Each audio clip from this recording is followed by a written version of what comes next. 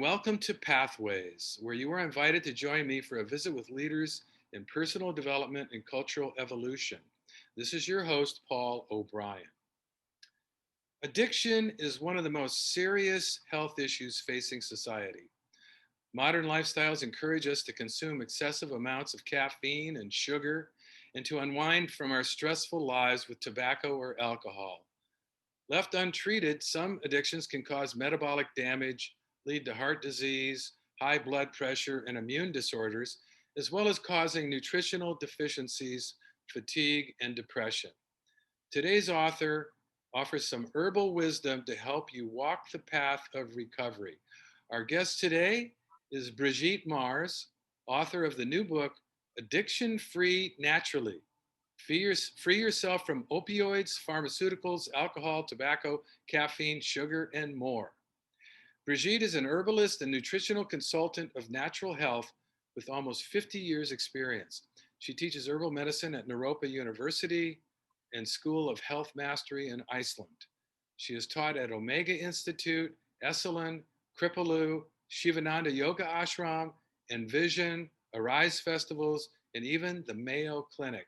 She is a founding and professional member of the American Herbalist Guild. Brigitte is also the author of many books and DVDs, including The Natural First Aid Handbook, The Home Reference to Holistic Health and Healing, The Country Almanac of Home Remedies, The Desktop Guide to Herbal Medicine, Beauty by Nature, The Sexual Herbal Healing Herbal Teas, Rossum, and the co-author of the Hemp Nut Cookbook. And I hope I haven't butchered too many of those. So No, that's so many things. Her latest project is a phone app called iPlant. Brigitte is also a psychedelic sitter and end-of-life doula. Hello, Brigitte, and welcome to the Pathway Show. it is my pleasure, Paul. Thanks for having me. It's good to have you back. We met a Great. couple years ago at the Psychedelic Conference in Vancouver, BC, where you talked a bit about being a psychedelic sitter, which is one of the things I just mentioned. And so why don't we start with that? I mean, I think people are curious about that, about the end of life doula before we get into herbalism and holistic medicine. Yes, thank you. And I know that might sound a bit, unusual to have written a book on addiction and then talk about being a psychedelic sitter. But one of the premises is in my book is that, people are looking for some sort of aha, some type of great awakening. And unfortunately, people often look for love in all the wrong places by, doing, alcohol or recreational drugs or opioids or, just trying to alter their consciousness. And really what they might be needing is to feel their connection to the divine. And so even though it's, people might worry like, well, aren't these psychedelics gateway drugs? Won't they lead to more addiction? They're usually really intense experiences that people may use a few times in their life.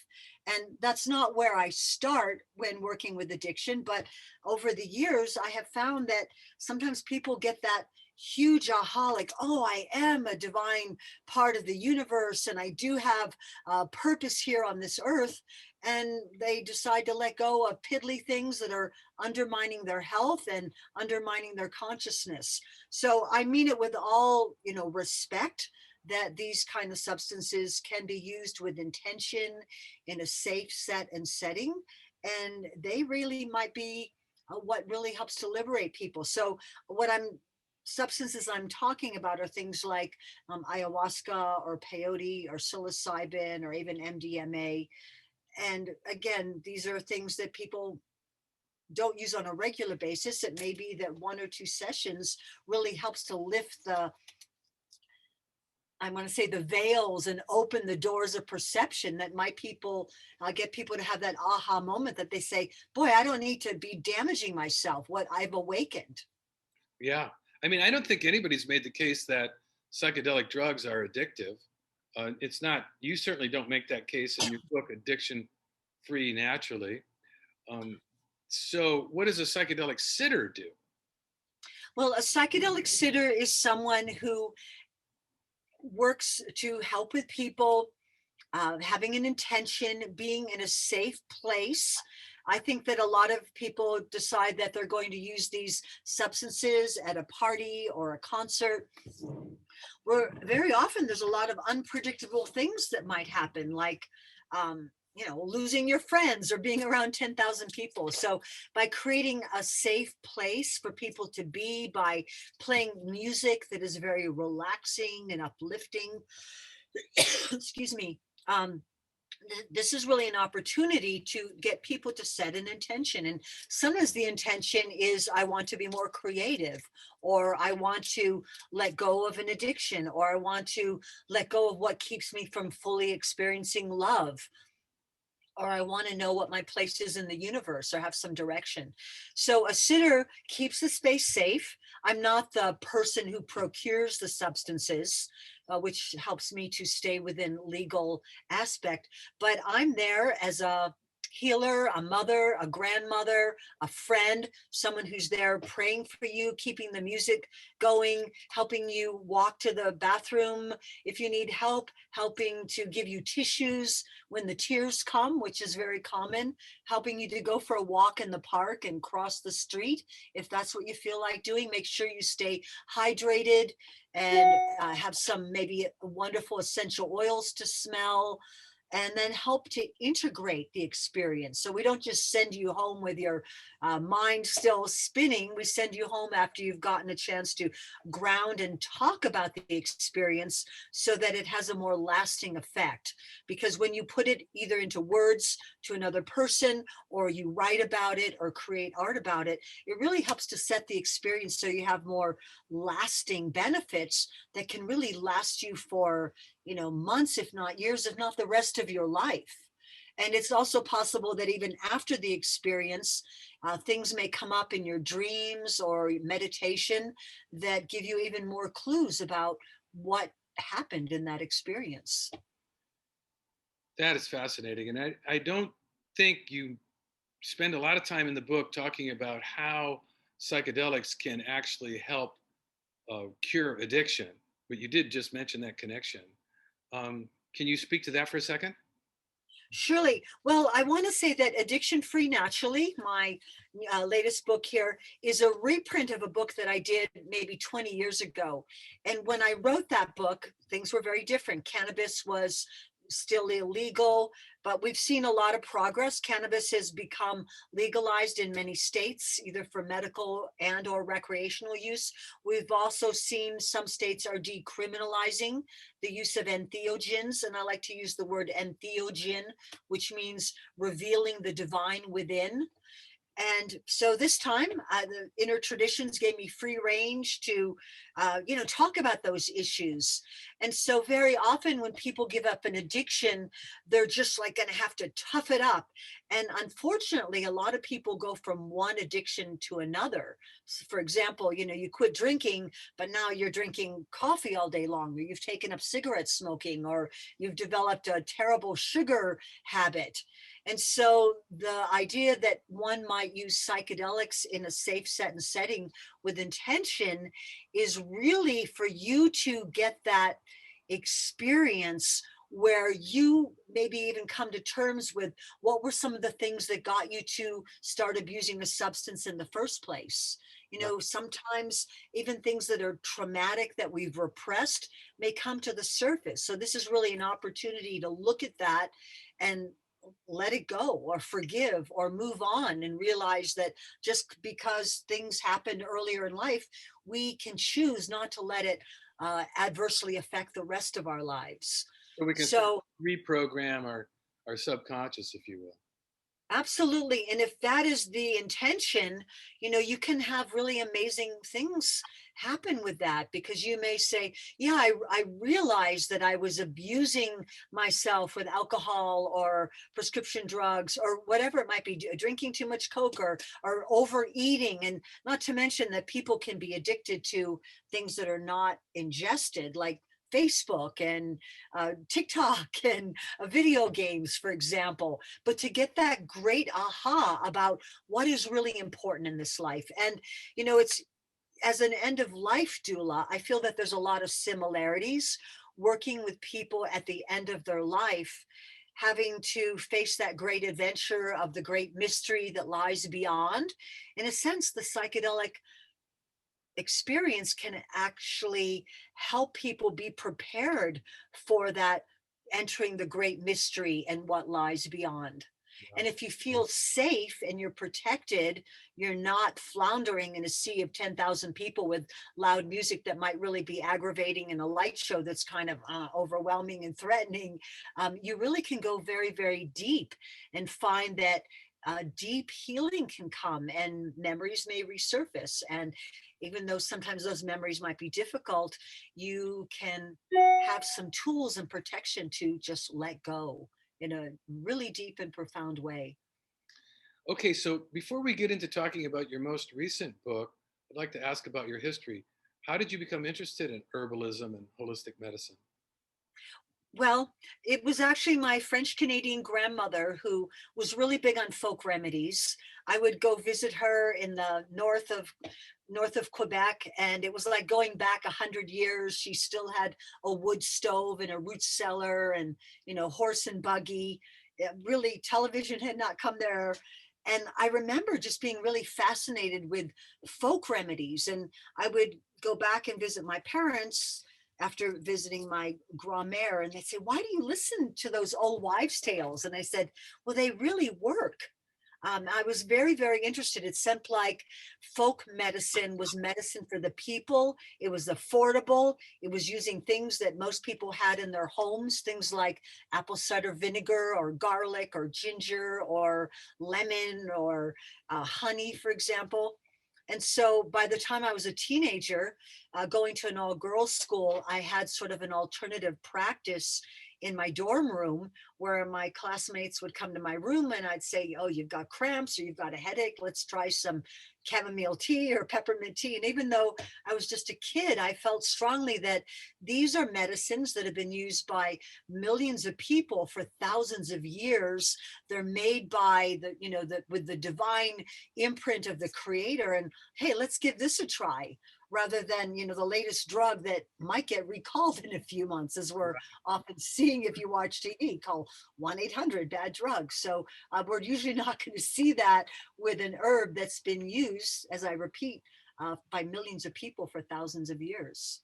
You know, you are so famous for herbalism and all of the books that you've written on the subject of holistic healing. How did you segue into the topic of addiction? What's the logical connection there? Well, I do have a private practice, and lately I've been Zooming with people all around the world, but I also have a private practice. And I realized that people might have great intentions, like, I want to, lose 20 pounds, or I don't want to have arthritis anymore, or I want to get off this medication that I've been using for years for depression or arthritis or migraines, for example. And I realized that as long as we are locked into the loop of addiction, too much coffee, too much sugar, too much alcohol, that could impede our ability to have true health. And sometimes people are addicted to things that they're allergic to. We often crave the worst things for ourselves. So that's entirely possible. But I've just seen that over the years. People might say, "Boy, I really need to, help my constant urinary tract infections, but don't make me give up coffee, or I don't want to give up alcohol, or I don't want to eat less sugar."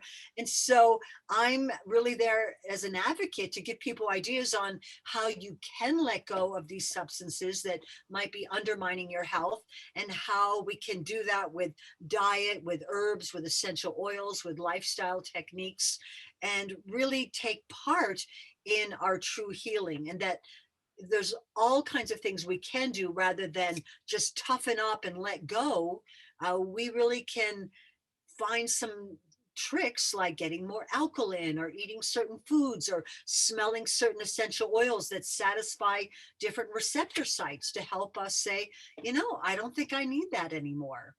Yeah, I think it's interesting the way that you point out that addiction is the backdrop to a lot of problems that people have, not just physical problems, but also mental problems like depression or anxiety, which are running rampant these days. So, do you feel like you're helping people discover the linkage between their habits and their emotional issues?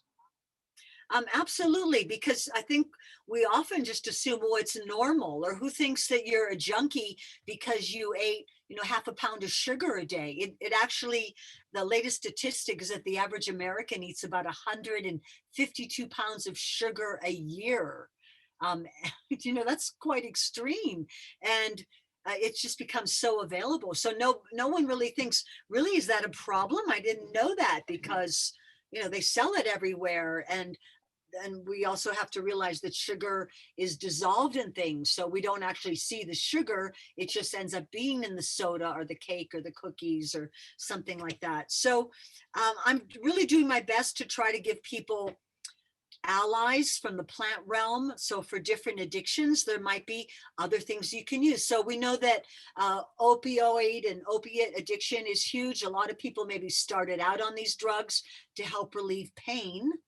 And so what are some ways besides those substances that can help relieve pain? Maybe there's rolfing, maybe there's yoga, maybe there's chiropractic work, maybe there's certain exercises, maybe there's eating less inflammatory type of foods, maybe there's taking enzymes between a meal, maybe there's herbs that can help reduce inflammation, like turmeric, for example, or maybe there's even herbs that can help to relieve pain by working on the nervous system, or even satisfying some of those opiate receptor sites in our body. Some of them are even relatives of the poppy family, but yet they don't contain opium, but they might just give you that extra push to say, wow, I'm getting some relief. And there's many herbs that relieve pain, things like corydalis or California poppy or valerian. And then there's topical things people can do, essential oil of wintergreen.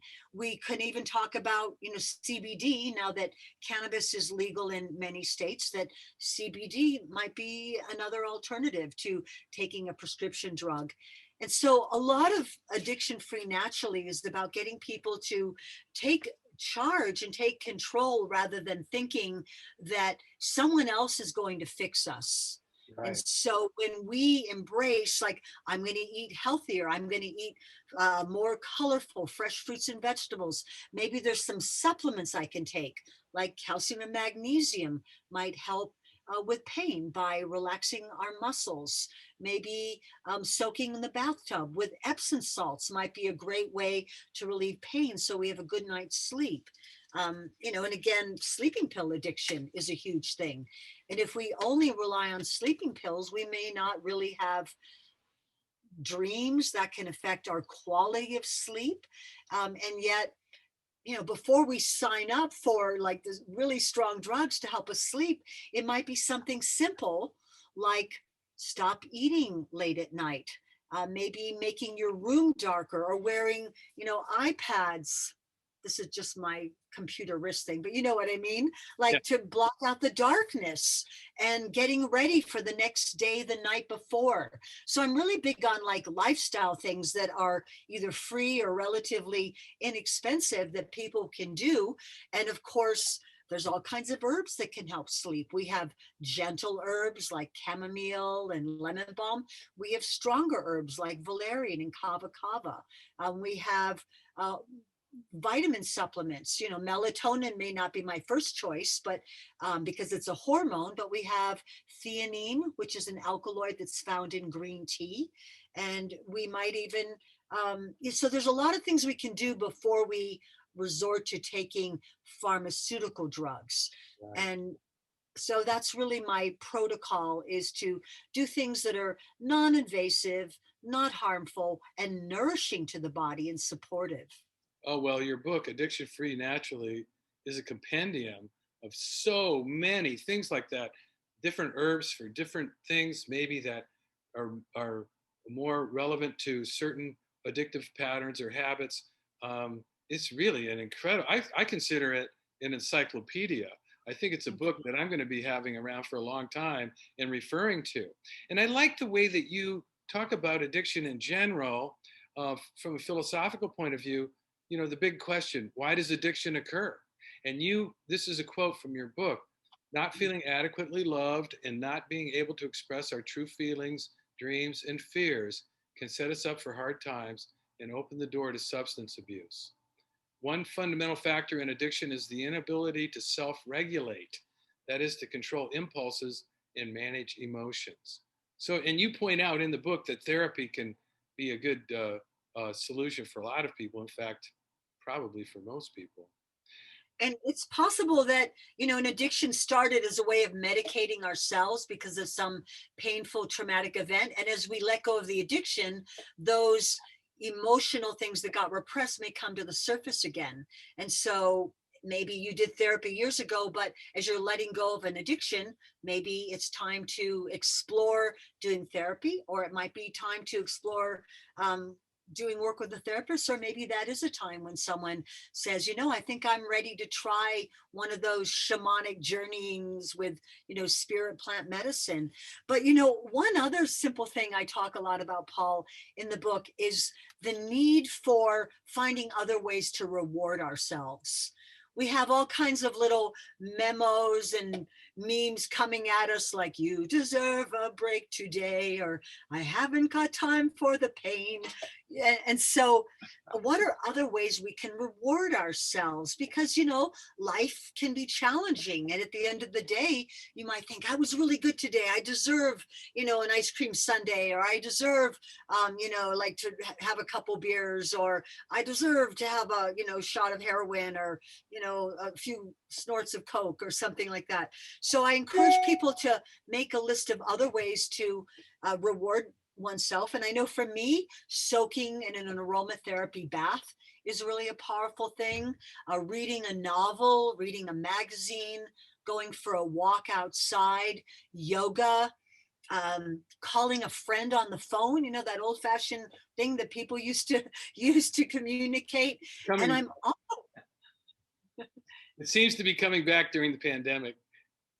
Yes. And I'm also really big on doing handcrafts, something that our ancestors did, so that when people got together, maybe there was a little bit of brandy being passed around, or a little coffee, or a little, pipe of tobacco or something.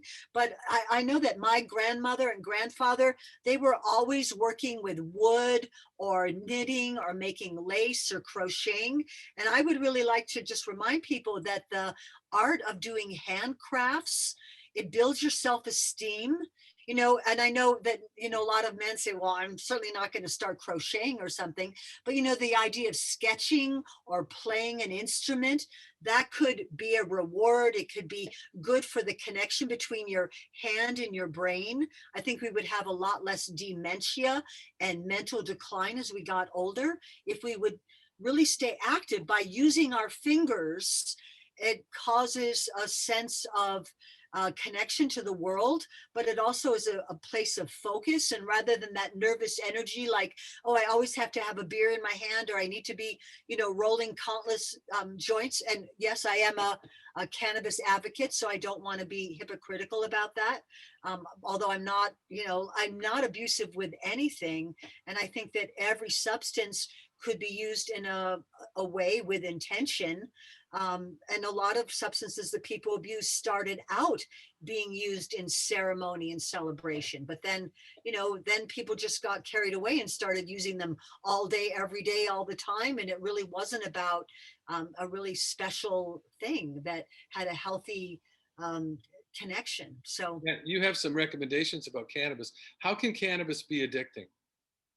well, I think that people can be addicted to anything, Paul. Like people can be addicted to tomato juice, or one night stands, or fast driving, or so. Again, I think we want to look at, is it that you need your hands to be busy? Is it that you need a way to feel relaxed at a party? But I do think that cannabis is an amazing plant because it could heal so many of the environmental problems that we have. But again, if we're using it without intention, or we're just using it to like cope with life every day, maybe we want to look at that. What is that all about? What about eating more healthfully? What about, and I also think we need to look at, is this addiction, or is this substance serving me, or is it making me lazy or non-productive? Because it can affect people very differently. So again, I'm not here to tell people what is right use or wrong use, but you have to look at, is this affecting my sleep, my sexuality? Am I more productive? Am I less productive? I mean, I'm not interested in anything that would make me lazy, non-productive, dishonest, poor, or in bad health. Right. I'm so Well, we are just about out of time, which is amazing. I mean, there's so much to talk about. This book is so chock full of information about all the various things that people can be addicted to, including psychological things like approval. Or, I mean, it's just, I'm sure we are all addicted in some way, shape, or form at some time in our life. And what an important resource this book is. Is there any last words that you'd like to share with our audience in terms of advice? Well, thank you so much, Paul, for having me on. And I would just say, it can be interesting to look at what was going on in your life when you started being abusive with a substance and, make a list of perhaps what you've learned from being in this dance with a substance that was maybe undermining your health and what you want to create in the future. I have a lot of journaling topics in there. And another secret is, get more alkaline, say yes to fresh fruits and vegetables. Sunshine, know that essential oils can be used to activate different states of consciousness, like, oh, I'm feeling anxious. Well, it might be as simple as smelling some lavender oil to make us feel, yeah, Oh, I that can relax sounds good. now. That sounds good. There's so much, and I wish we had more time, but we don't. And I want to be sure to tell our listeners about your website, which is BrigitteMars.com. That's BrigitteMars.com. And for those who may have tuned into Pathways late today, this is your host, Paul O'Brien, author of Intuitive Intelligence, a book that shares the theme of pathways, which is personal and cultural evolution. Now, don't worry, you can play or share this interview whenever you want via the internet or as a free podcast, and I'll tell you how in a minute. Today, we've been visiting with Brigitte Mars, author of Addiction Free Naturally. And I want to say thank you to all of our listeners for tuning into Pathways, which is broadcast and streamed on the internet at www.kboo.fm every other Sunday morning at 8:30 USA Pacific Time. Even better, podcasts of today's show, which you can listen to and forward to others, are available for free at divination.com, spelled DIVI nation.com, as well as via iTunes and other free podcast servers.